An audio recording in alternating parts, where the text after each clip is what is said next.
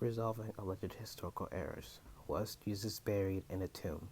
In this video, I will respond to a critic utilizing the popular argument that according to Roman practice, Jesus would have been left on the cross and eventually dumped into a mass grave. The critic used Paulogia, a popular internet atheist, as a source, but in all fairness, his argument is not the strongest of the type. For this reason, I steelman the argument and respond to the one presented by critical scholars such as Bart Ehrman and John Dominic Crossan. Before we address their arguments, let's take a look at why proper burial was important to the Jews. Craig Evans, a New Testament scholar, remarks, in the Mediterranean world of late antiquity, proper burial of the dead was regarded as a sacred duty, especially so in the culture and religion of the Jewish people. Dr. Evans gives two reasons in support of this statement. The first reason for practicing proper burial was for the sake of the dead themselves. This is abundantly clear in the Old Testament text. Pause to read and examine each of the verses provided. To the Jewish people, not being buried was usually seen as a sign of sin and divine judgment. This attitude can be seen around Jesus' time in Philo of Alexandria's work. In the fictional creation of Jacob's grief over the report of his son Joseph's death, he says if he was provided a proper burial, this would have comforted him, and also explains the importance of burial. Another one of his work, the Book of Tobit, Tobit's greatest virtue is burying the dead. A second reason why Jews buried the dead was to avoid corruption of the land of Israel. This can be seen in Old Testament passages in Deuteronomy 22 and Ezekiel 39. Again, pause to read to examine more thoroughly. This tradition was still held at the turn of the era, as seen in the Temple Scroll.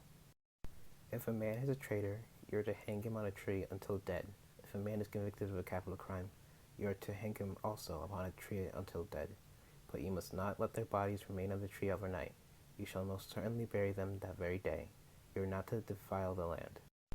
In conclusion of this first section, proper burial was of utmost importance to the Jews. Let's take a look at Ehrman's arguments against Jesus' proper burial. Ehrman provides 5 primary sources to show victims were left on the cross after death. Pause to examine each source. Ehrman doesn't mention examples of Jewish crucifixion victims being left unburied, but to make this negative argument as strong as possible, I will present several primary sources.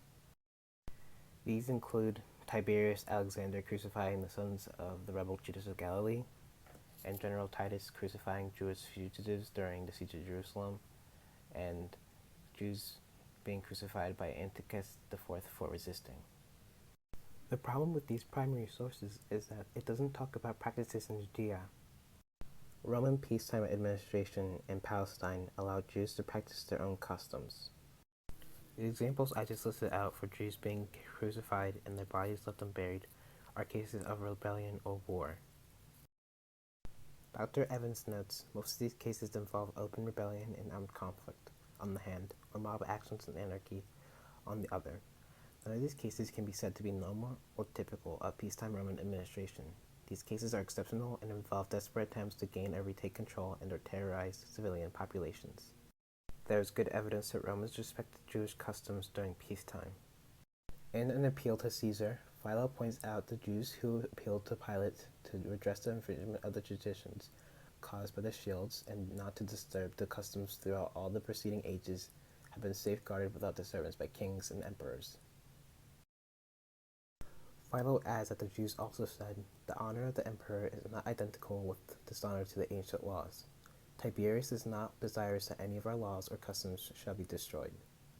However, since Pilate was stubborn, he still didn't succumb to the Jewish people's wishes, causing the Jews to write a letter to Emperor Tiberius himself. After reading the letter, Tiberius became very angry with Pilate, and immediately, without putting anything off to the next day, wrote a letter commanding him to take down the shields. A generation later, Josephus says the same thing, saying the Romans do not require their subjects to violate their national laws. These customs included never leaving a corpse unburied.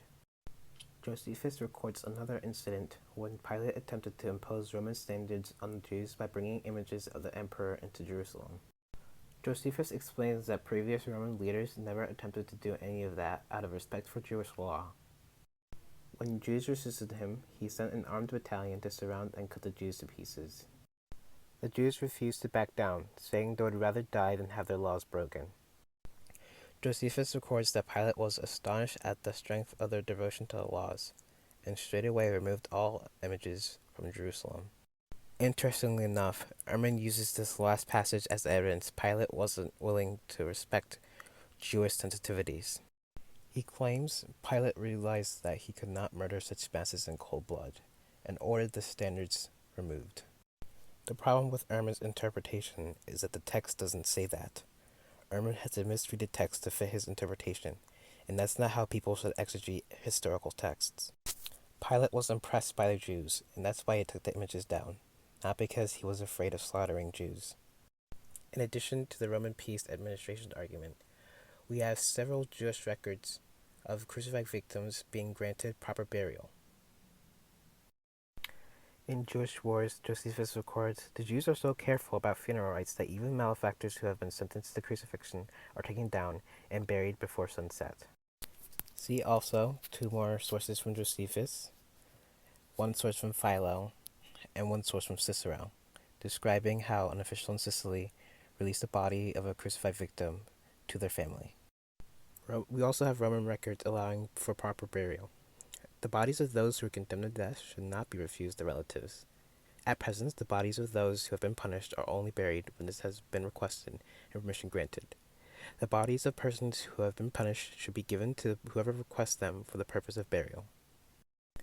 Not only do we have good historical evidence, we also have evidence from archaeology. In 1968, archaeologists discovered an ossuary belonging to a crucified man called Yehohanan. The ossuary dates to the late 20 CE, during the administration of Pilate, the same governor who tried and executed Jesus. As seen in the image, an 11.5 centimeter iron spike was found in the right heel bone of the crucified man. After a forensic examination of Yehohanan's skeletal remains, it has been confirmed that he died with his arms apart on a horizontal beam or tree branch. Interestingly enough, there is no evidence that his arms or wrists were nailed to a crossbeam or tree branch. However, as seen in Pliny the Senior, crucifixion victims were sometimes bound to the cross with ropes. Yehohanan's legs were broken, but the cause is still heavily debated among scholars and archaeologists. If it was broken before his death, his legs were probably broken to hasten his death. See part 3 of my crucifixion videos for more detail on this practice. The infamous Jesus Seminar scholar John Dominic Crossan objects by saying, I keep thinking of all those other thousands of Jews crucified around Jerusalem in that terrible first century, from among whom we have found only 1 skeleton and 1 nail. I think I know what happened to their bodies, and I have no reason to think Jesus' body did not join them. Jody Magnus, a non-Christian archaeologist and religion scholar, doesn't agree with Crossan's objection. Jody Magnus says, in fact, the exact opposite is the case. The discovery of the identifiable remains of even a single victim of crucifixion is exceptional. Crossan's assumption that we should have the physical remains of additional crucified victims is erroneous for several reasons. Magnus gives several objections to Crossan's proposal. Magnus argues, first, with 1 exception, not a single undisturbed tomb in Jerusalem has ever been discovered and excavated by archaeologists. This means that even in tombs that contain the original remains, the skeletons are often disturbed or damaged, so the fact that we haven't confirmed his crucifixion is immense. Magnus continues, second, the Jerusalem elite who owned rock-cut family tombs with ossuaries favored the preservation of the status quo through accommodation with the Romans. This means that the majority of crucifixion victims were poor people who would be buried in regular tombs, not the rock-cut tombs, which leads us back to Magnus's first argument. Magnus concludes her objections by saying, thirdly, and most important, the nail in Yohanan's heel was preserved only by a fluke. The renowned biblical scholar Dale Allison acknowledges, the only reason we know that Yehohanan was crucified is that a nail in his right heel bone could not be removed from the wood. It was stuck in a knot. Had it not been for the nail being located where it was, soldiers would have pulled the nail out and we would have never known that he had been crucified. Allison also notes that many victims were surely tied up rather than nailed, so we would not recognize them as having been crucified. Dr. Evans adds, many crucifixion victims were scourged, beaten, and then tied to the cross, not nailed. Thus, skeletal remains would leave no trace of the trauma of crucifixion. In summary, we've shown that proper burial was very important to the Jews. During peacetime administration, the Romans allowed for the Jews to practice their customs. We've examined sources that had Jews burying crucified victims, and presented archaeological evidence to bolster the historical evidence. In conclusion, the historical and archaeological data shows that Joseph of Arimathea would have been allowed to give Jesus a proper burial. For an in-depth examination for the historicity of the burial narrative, see Allison's Resurrecting Jesus or my video on the burial of Jesus. I will conclude with this quote from Magnus. The Gospel accounts describing Jesus' removal from the cross and burial accord well with archaeological evidence and with Jewish law.